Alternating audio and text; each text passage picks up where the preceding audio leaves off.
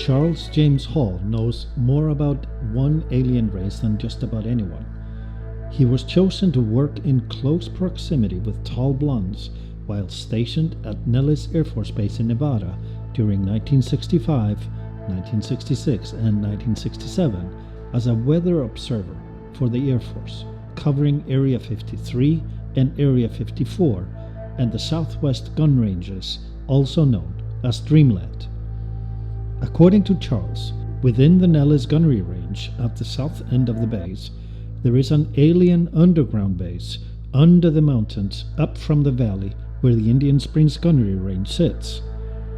The U.S. Air Force maintains the outer perimeter, and the alien maintain the insides and the inner perimeter as their own sovereign territory, essentially operating like an autonomous foreign embassy on U.S. soil. Charles wrote a series of books called Millennial Hospitality to commemorate his experiences at the gunnery ranges. Charles was chosen by a joint committee of Air Force generals and alien generals, picked as a constant presence for weather observations and interactions with the tall blonde aliens. As a result, he enjoyed trust and close proximity, stating there are over 300 individuals in the tall blonde contingent at the underground base at Dreamland, including families and children. In this first part of the interview, Charles retells his experience in brief. It is as fascinating as it is courageous. Let's listen to U.S. Air Force Weather Observation Specialist Charles James Hall. I'm Charles James Hall. I'm the author of the Millennial Hospitality series. In the series, I attempted to capture my experiences when I was in the Air Force in the middle 1960s. I was born in Wisconsin, and on July 24th, 1964, I entered the U.S. Air Force. I was stationed at Lackland, where I did basic training, and then at Chanute Air Force Base, Illinois, for weather training school. And in March of 1965, I was sent to Nellis Air Force Base, which is just outside Las Vegas, Nevada. And I was there until the 7th of May, 1967, when I shipped out to Vietnam. I returned from Vietnam in May of 1968. I had less than 3 months remaining on my term of enlistment, so the Air Force policy was that I was given an honorable discharge and sent home. While I was at Nellis Air Force Base from 65 until 67, I spent more than 2 of those years out on the Nellis Gunnery Ranges as the range weather observer. I discovered that out on those bases, out on the ranges, there is a base that the Air Force maintains for aliens. And the Air Force maintains the outer perimeter. There is an inner perimeter, which the aliens maintain, and then everything inside the inner perimeter is treated like an alien embassy. Looking up the valley to the north, the base is in the mountains at the far end of the valley. It's probably 40 miles or so up there. There's 2 mountains up there. The base itself is in the mountain on the east.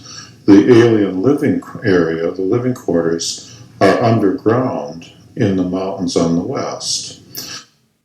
After I got out of the service in May of 68, I met my wife and married her in May of 69, my wife Marie, and we went to college. We went to school in California.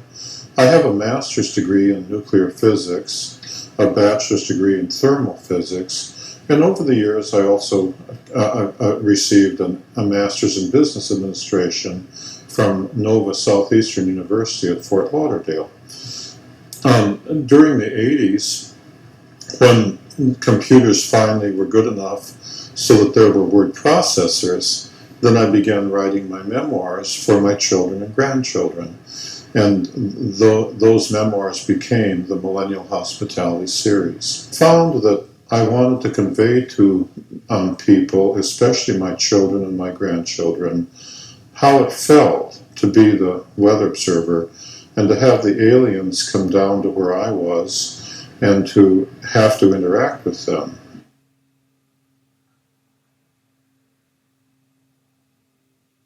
Originally, I was part of the rotation pattern. So originally, I was sent up in May of '65 for 6 weeks. The person who replaced me was compromised, and then I was sent to replace him.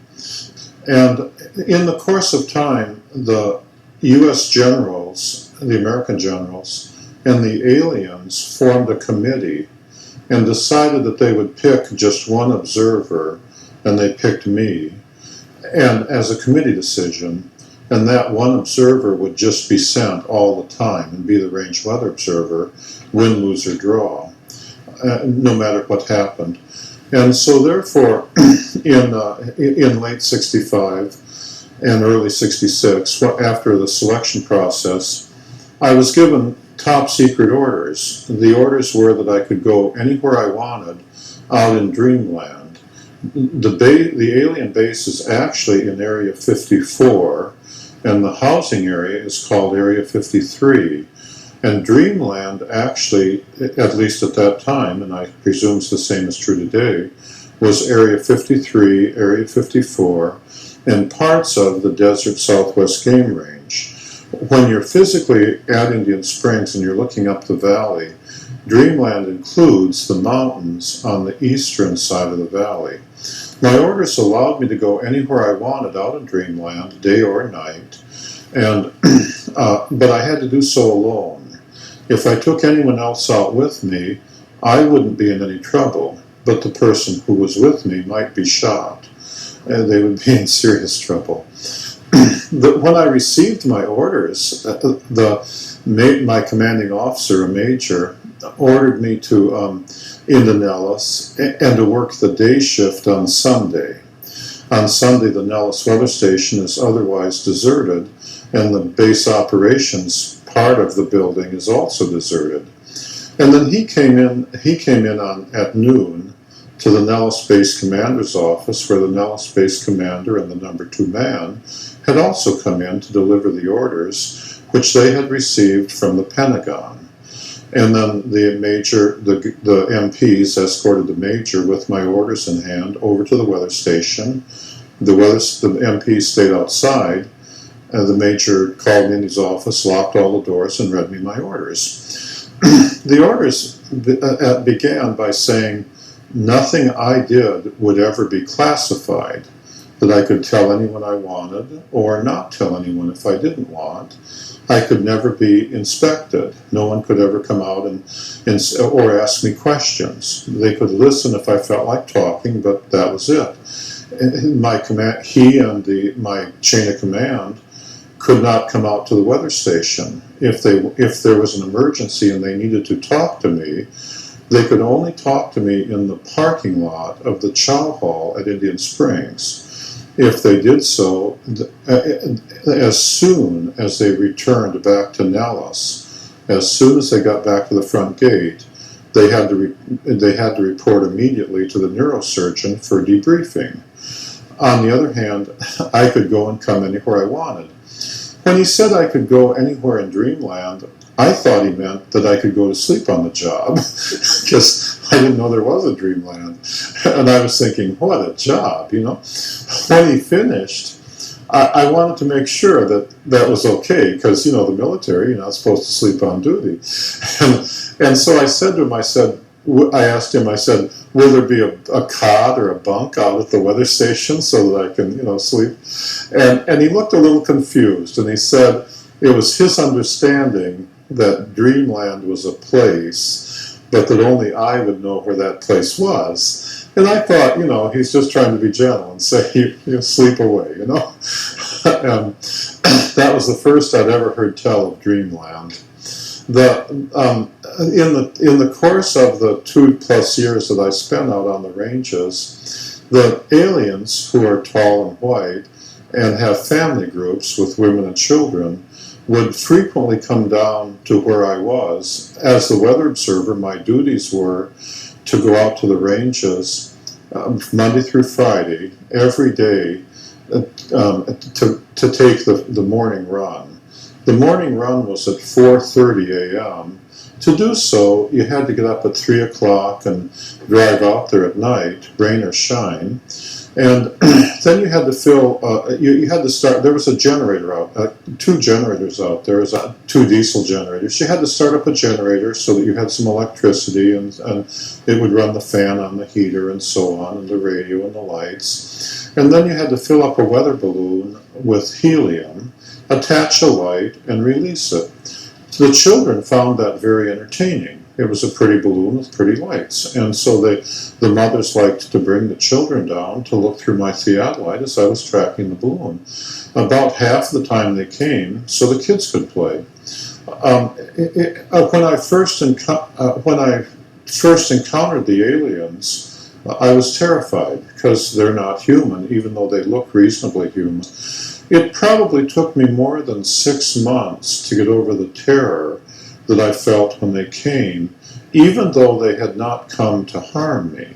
It's just that being out there at night in the desert and, say, hearing people walking behind your weather shack when you think you're alone, even if they were priests, you'd be afraid, you know.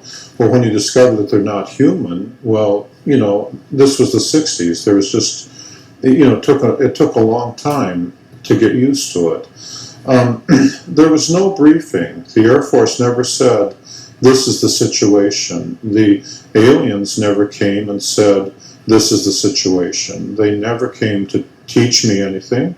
They came when they wanted. They left when they wanted. And therefore, it took me a long time to get used to it.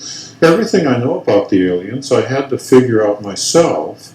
Or occasionally they would answer questions, but not very many, because they came for their purposes, and when they'd finished their purposes, they left. They were really quite friendly, but each one of them was an individual. Interacting with them is sort of like interacting with the people in New York City. There are saints and there are sinners. You know, there are people of all different walks of life and all different viewpoints. And so, you know, I had some that were close friends, or almost like brothers, like tour guide, whose life I was credited with saving, and the teacher who credited me with saving her daughter's life. And on the other hand, there were some, like one of the alien generals, that, golly, I'm still afraid of him, you know. I mean, if you met him, if he said stand there, you stood there, you know. There was no back talk. The alien doctor, who was the doctor that did the medical work on the tour guide, their CIA names, he was just a nice guy, you know. He was the kind of guy that might come up and hug you if you let him. I never did. It freaked me out. But they just came in all different, you know, you had to deal with each one of them as individuals. It took a while to get used to that, and it became a process of getting to know each one to the extent that you dealt with them like people. The base that they have up in Area 54, they use that base the same way that the U.S. Air Force or the U.S. Navy uses their bases, the way the Navy would use a base in the Philippines or on an island in the Pacific. At the base, at the alien base, the tall white deep spacecraft arrive and leave on schedule.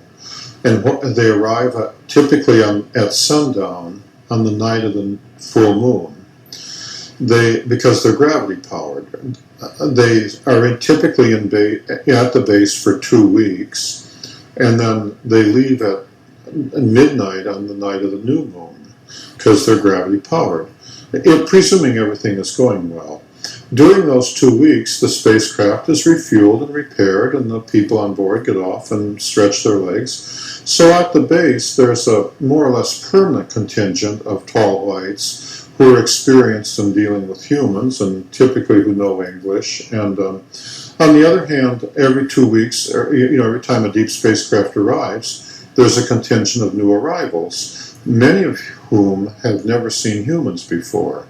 And while the spacecraft is being repaired and refurbished, then the experienced troops, the experienced tall whites, typically take those new arrivals who are brave enough, take them out and show them the town. You take them out and show them what humans are like.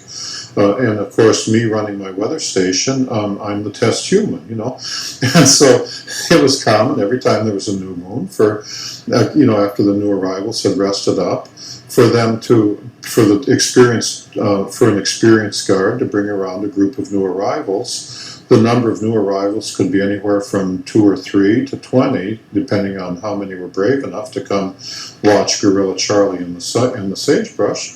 And so while the spacecraft was being repaired. They also had a technology exchange program with the U.S. Air Force, in which those technologies which they were willing to share with the Air Force, they would work on joint projects with the U.S. Air Force. They were only willing to share technology to the extent that it benefited them. For example, when the spacecraft was in port, they might need spare parts. Those spare parts might include radio equipment. Well, it was easier for them if they could just call up the U.S. Air Force and say, could we buy a new radio? You see? So it was and on the other hand, the Air Force and the Army can always use better radios, you see? And so it was common for them. So one area where they were obviously doing technology transfer was in the area of radio communications, so that we could build radios that they could use, and in return we knew how to build better radios. Some technologies, like the secret to how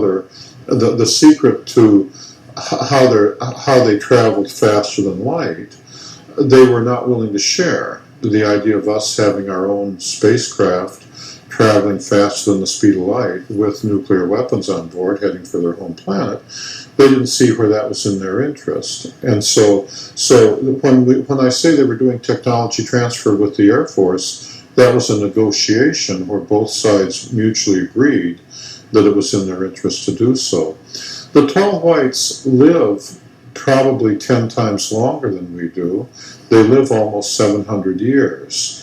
And their spacecraft clearly travel faster than the speed of light. And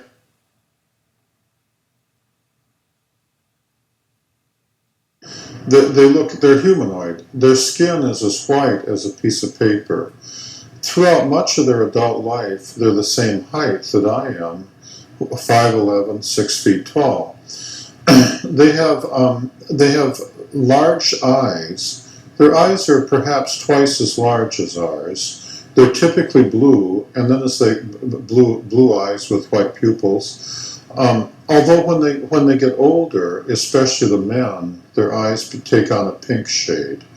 Their eyes stretch further around the sides of their head than human eyes do, and their ears and their noses are only about half the size of human ears and noses, and their ears lay back along the side of their head more than a human does. Their lips are not as prominent as humans, and they don't have teeth, they just have ridges, because they're plant eaters, they don't eat meat. They have much less hair than we do. They don't have any hair on their arms, and the men don't have beards. On their head, they have only about half as much hair as humans, and their hair is so thin and transparent that they appear to be platinum blonde. Okay, sometimes when they keep their hair cut short, sometimes they don't appear to have hair because it's so thin. They're much frail. They're built. Their body structure is more frail than ours. The alien whose CIA name was Range 4 Harry, for example, one time I saw him walking in the soft dirt over on the southwest side of the Range 3 lounge, and after he had left, I went over and measured the depths of the footprints he left. And from those, I estimated that he only weighed between 90 and 110 pounds, even though he was the same height as I am. Their bones are only about half as big as ours. Their thumbs are only about half as long, but their fingers are longer in proportion to their hand than ours, and they're way more flexible. But it also means that they're not built for heavy lifting. We're built like gorillas compared to them, you see. They have men, women, and children. And if the men and women are standing side by side and not walking or moving, it's frequently not possible to tell which one is the man, which one is the woman, especially for the young adults. When they get older, then there are obvious differences, but in the facial structure and the bones and stuff. But especially for the young adults, it's entirely possible for two of them to be standing side by side, and if they're not moving, to be not sure if you're talking to men or women. Once they start moving, though, then it's very obvious which ones are the men and which ones are the women, because the men are more like human men. When they walk, they kind of go pound, pound, pound, whereas the women are much lighter on their feet and much more animated. The women are much more like human women, much more willing to talk than the men. It wouldn't be at all unusual for, say, four young men to come around and not have any reason to say anything, and not say anything. To just come around, to just come and not say hello, not say goodbye, not say anything in between, and just stand and look at you. Whereas the women, if they came, usually the women would say something like, typically, is it okay if the children play while you release the balloon? Or usually, if you ask the women something, they would have some questions, or at least some conversation. But they never came the tall whites never came just to talk with me. If they were talking with me, it was always as part of the reason they came. The women were very proud of the fact that they loved their children. The men were too, but the women were immensely proud of it. If a tall white lady came and she had children with her, a very common way for her to start the conversation would be for her to ask me, using English, which she had learned, do I understand that they love their children more than human women love their children? Or in other words, I want to make sure my children are safe, you see.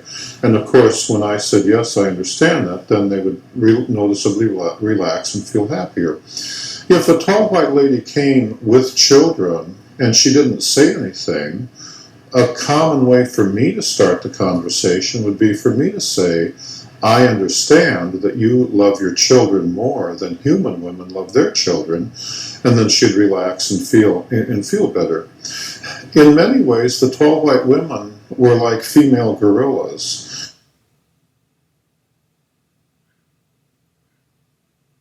Could consider the children to be untouchable. Okay, if you touch the children, the mother might kill you, no matter how pleasant she seemed, no matter how close the child came. So, for example, and I speak from direct experience, if I was standing by my theodolite and the child wanted to look through the theodolite and the child was right there, then there's no way in the world that it would be suicide for me to reach over and touch the child. That will upset the mother. And for example, on one evening, this tall white lady came, who I had seen a few times before, but she wasn't a regular, and she brought 3 children with her. And she was somewhat older than the typical young adult, and therefore somewhat taller. She was 6'1", 6'2", and following the usual so-called protocol, she had come down the bunker road with her 3 children in an obvious manner to let me get used to the idea that she was coming with her kids. And then when she got to the end of the bunker road where the range boards were, she began approaching me directly. I was halfway across the square. And as she got closer, perhaps 20 feet, 15 feet, even though I'd gotten over my fear of the tall whites, because you had to treat each one as an individual, I found it a little intimidating that she was coming that close. And so I backed away from my theodolite towards the generator shack. And she said, is it okay if the children look in my weather shack while I took my report? And I said yes, and so I backed away to the generator shack and stood with my back to the wall of the generator shack and left her standing just to the northeast of my theodolite and, said, take all the time you want. And so then the three children went into my weather shack, like kids do, and they didn't touch anything or move anything, but they were just looking around out of curiosity. And at the time, as she stood there, she was looking at her children who were in the shack. Now, I'm not sure they were all her children. Usually, when the tall white lady came with three children, the typical contingent, one would be hers and two would be the children of someone else. Typically, she'd be babysitting two kids and bringing one of her own. And so she was watching the children. I became concerned because I had a can of Coca-Cola, which was in a metal can, sitting on one of the shelves. Now, the tall whites wore suits when they came at night that put out a zone of fluorescent light and radioactive particles. The suits protected them from things, like if you threw a rock at them, the rock wouldn't hit them, it would get to that zone and fall to the ground. It also allowed them to levitate, especially the children. But they had to balance themselves when they did so. So the children might use the suits to levitate. The adults usually didn't levitate very much, 9 inches or so, but it worked like an elevator, as I'll describe later. And I became concerned that since the children had their suits on, usually the kids turned off the power to their suits when they went in my shack. And I became afraid that they would get next to that can of Coca-Cola and might be in some danger, in which case I might be blamed, It would have been, suicide for me to go over to my weather shack and speak to the children. The mother might well have killed me if I'd done that. There's no way in the world you could go over there and say, children, don't do this, children, don't do that. You're just taking your life in your hands to try that. You have to talk to the mother, and that's how the tall whites are. And on the other hand, she wasn't looking at me at the time.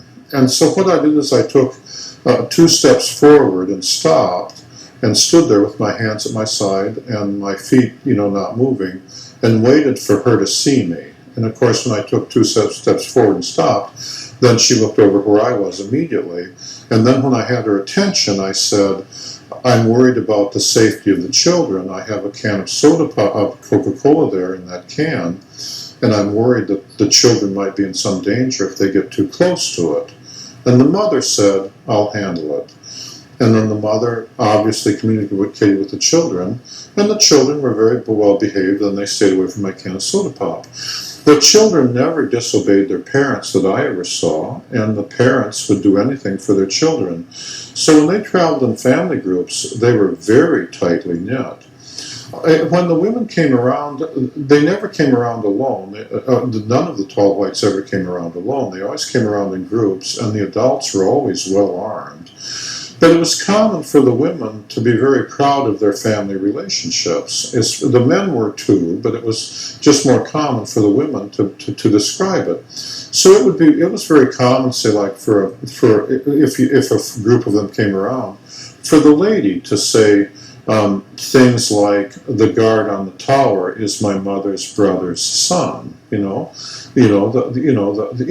just identify who all their friends were, if they were, who they were related to and who they weren't related to, and far more so than what humans would do. They did more than just travel in family groups. They appeared to maintain very tightly knit family relationships.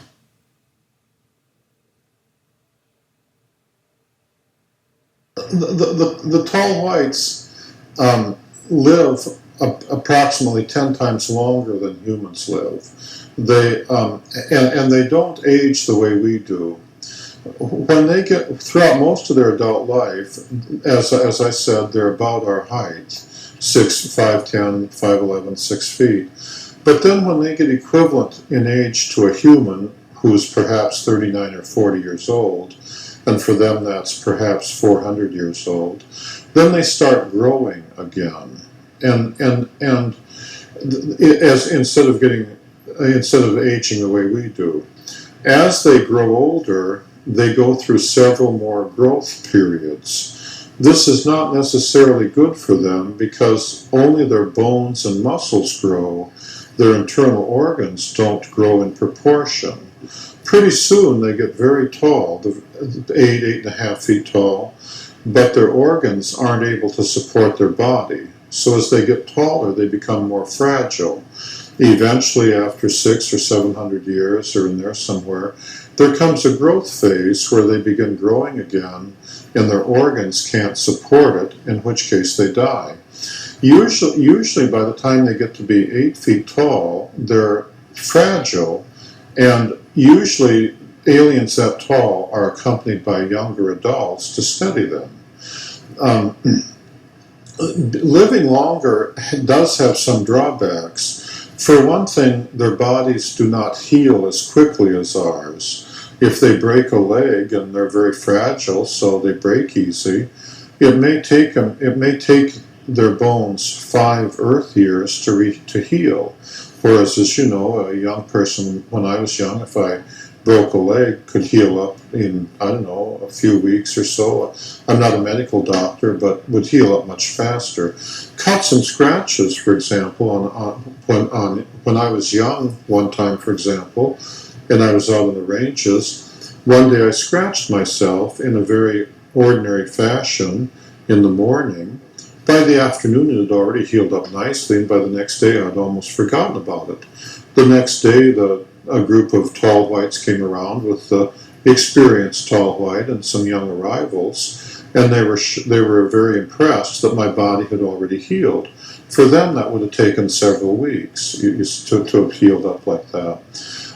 Also, although they're considered to be more intelligent than we are, because their nervous system runs 2 or 3 times faster than ours does, it does have some drawbacks. They tend to, when they're doing something, they tend to focus in on it more carefully than a human would. And they're therefore very easy to surprise when they're engaged in something.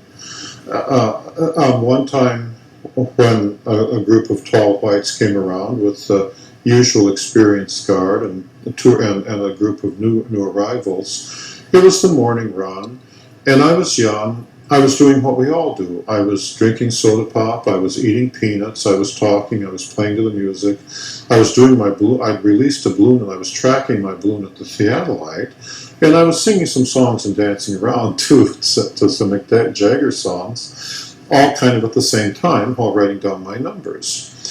And one of the new arrivals asked the experienced guard, are all humans able to do that? Because I was multitasking. The tall whites wouldn't have done it that way. They would have just eaten and concentrated on eating, or they would have just taken the readings and concentrated on the readings, or sang their song and concentrated on singing their song. And so they appreciated, as I did, one of the first agreements that I negotiated with them. We agreed that they wouldn't come up behind me and scare me. They could do so very easily. And I wouldn't come up behind them and scare them. You see, if I saw one of them out in the desert and it didn't appear that he had seen me, that I wouldn't approach him. I would just stay where I was and make a sound or sing one of my songs, such as the song by Ricky Nelson, It's Up to You, because I've done everything, and until I was sure they had seen me. And then I wouldn't approach him. I would just stay where I was, and if they chose to come closer to me, they could approach me as close as they felt until they didn't feel comfortable. An experienced troop might come right up to you 10, 15 feet. A new arrival might stay back out there a quarter mile, because it varied depending on which one you were talking to. On the other hand, if they chose to move away or to run away, I wouldn't pursue. Okay, I would stay where I was, and they could leave. And they could come whenever they wanted and leave whenever they wanted. The reverse was true. If they were approaching me and they got too close so that I felt uncomfortable, as in the case of the tall white lady at the theodolite stand, I would back away, and they would stay where they were until I had backed away to where I felt comfortable. So that before we began talking, we would first come to a distance where we both felt comfortable. You see, I've always felt that was, and then if I got too uncomfortable, if I felt like going away, they wouldn't pursue. And I felt that was very important in being able to deal with the tall whites, because it allowed both me and the tall white individual, whichever one I was dealing with, to come to a common distance where we were willing to talk to each other. For some, like the teacher or Range 4 Harry, that might be as little as 10 feet. For others, like that tall white general, well, I didn't want him closer than a quarter mile, yeah, and that was a real important, that was one important agreement that we agreed on. And if I were to see one today out in the desert, or out in Indian Springs Valley, or out in the town of Indian Springs or whatever, I would still be living by that agreement. I have a master's degree in nuclear physics, and I believe that I figured out how their deep spacecraft worked, at least in general detail. And I copyrighted that in a scientific paper I call Hall Photon Theory. It's included in the appendix of Book 3, Millennial Hospitality 3, The Road Home. I believe their scout craft and their deep spacecraft had a double hull construction. And for example, in the case of the scout craft, in between those two hulls, they had what appeared to be 1,000 miles of fiber optic windings. They built the scout craft using materials supplied them by the U.S. Air Force.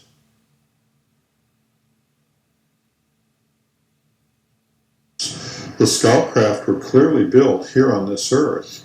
When you went on board, many of the parts, like the seats, still had the mold markings of American manufacturers like Lockheed, Boeing, the overhead compartments by Airstream, and so on. And so therefore, it had to be perfectly possible to build the scout craft with its anti-gravity drive using ordinary American parts. The scout craft had the fiber optics windings came in several sets, and the way it worked is it worked in a manner philosophically the same as an electromagnet. It's just that they did not. In an electromagnet, you use electrons on going down copper wires and coils. Instead, instead of electrons, they used some other subatomic particle. I'm not sure which one. It's my understanding that there are 3 different ones, or maybe 5 different ones, perhaps mesons or bosons or those subatomic particles, and then that put out anti-gravity. The particle generators looked like batteries, where there was one that would create the particles and accelerate them into the fiber optics, and then the fiber optics amplified the anti-gravity field the same way that an electromagnet amplifies the electric field or the magnetic field. And then there was another one that picked up the particles. Of course, they had to be refueled after,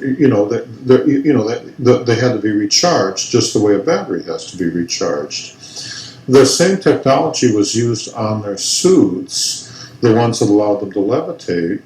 And if they were running the suit at full power and they came out from their rest area at 11:30 at night, then by 5:30 in the morning, the suit was almost out of power. So that the batteries they had on their suits would only last 6 hours or so. The batteries on the deep spacecraft obviously also had a limit to how long, had to be recharged periodically. Although I'm not sure how long that limit was, but it perhaps depended on the craft.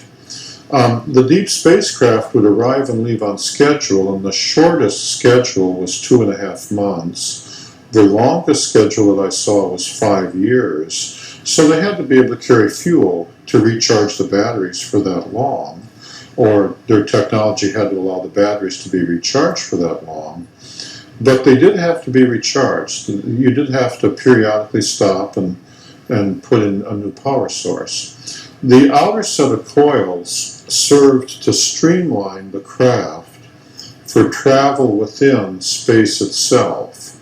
And when the outer set of coils were powered up, it also protected them from the forces of acceleration and deceleration. As I described in Book 2, it was common to see the scout craft, if it were sitting out in the desert some distance, and perhaps, say, 3 miles, when it was sitting there unpowered, it would just look like a white ellipsoid with windows and the way you'd expect. When they powered up the outer set of coils, it would take on a fuzzy appearance. The outer field obviously protected them from radiation space as well. Then when they lifted up off the desert, if they had the outer coils energized, they were capable of tremendous performance. It was common to see the scout craft accelerate from 0 to 8,000 miles an hour, travel just a short distance, like 7 miles or 10 miles, stop and sit down again, and then turn off the coils. The people on board didn't belt themselves in, they just sat in chairs the way we do, because they didn't feel the force of acceleration. If they did not have the coils powered up, however, if they were bringing the scout craft in real close, like if they were going to park it beside the Range 3 lounge, they would turn off the outer set of coils while they were still some distance away, because the field coming off that outer set of coils extended a great distance from the craft. Of course, before they turned off the coils, they would first slow to maybe 3 or 5 miles an hour, and then once they turned off the coils, then they drove it like a baby buggy, okay? Then they just came in real slow and landed like at 2 or 3 miles an hour. And when they took off, if they hadn't charged up the coils, then they would be traveling just 2 or 3 miles an hour. They'd be traveling like a baby buggy. And they wouldn't, but it wasn't until they'd powered up that other set of coils that they would start doing high-speed performance. Powering up the coils took a little while, just like turning on an electromagnet. It was common for it to take as long as 10 seconds for the coils to power up. Because the particles that are running through the fiber optics are subatomic particles that do decay, the coils would heat up if you ran at full power for too long. And the tall whites were always very conscious of the temperature of the coils. And therefore, it was very common to see them when they sat down on the desert, on occasion, especially on hot days, to get out and open up the panels on the outside of the deep space, on the outside of the scout craft, obviously just letting the coils cool off. It doesn't mean the coils were necessarily too hot, but they liked the coils running cold, and they were always very conscious of the coil temperature. On that day, that scout craft suffered a meltdown of the fiber optics. Now that, as I remember, was a Wednesday, and they worked on that craft from Wednesday, 24 hours a day, till the following Monday morning, just getting enough coils repaired so that they could lift off and take it back to the base. And in order to take it back to the base, they had to bring out 2 extra scout craft. In the meantime, they brought out several others with mechanics and stuff. And they had to nurse it back to base by running 2 extra scout craft on each side, just to get it back to base where they could fiddle with the coils. Recovering from a coil meltdown was obviously a big problem for them. That I never saw any humans working on the coils. The tall whites were I never saw any Air Force personnel or anybody out there with them. The tall whites always reserved the option, or anything to do with the coils, they always wanted only tall whites on there. As far as I know, I'm the only human that got anywhere close to the coils. I got to within a few hundred feet before their guard blocked my way and made it clear that he didn't want me to go any closer. It might have been because, since they're running subatomic particles, maybe he was just concerned about the radioactive fields coming off it. But he didn't want me up there touching them or anything.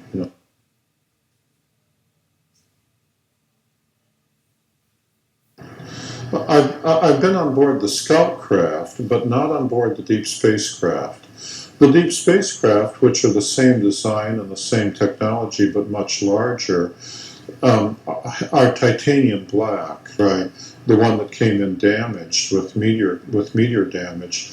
That is I got closer to that one than any of the other deep spacecraft. That one I got within a few hundred feet of as it came by me in the snowstorm.